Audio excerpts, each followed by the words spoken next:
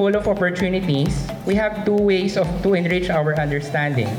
One is through reading, and another is through experiences. It is with great honor and excitement that we welcome a visionary leader, strategist, and trailblazer in the fast-moving consumer goods industry, Grace Chua, as the CEO of Own Brands and Food Solutions business at FairPrice Group.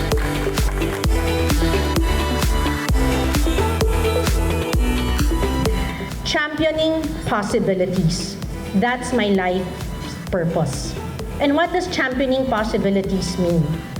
To me, championing possibilities mean that I will always be open to explore possibilities, ready to find that next growth opportunity, because learning never stops.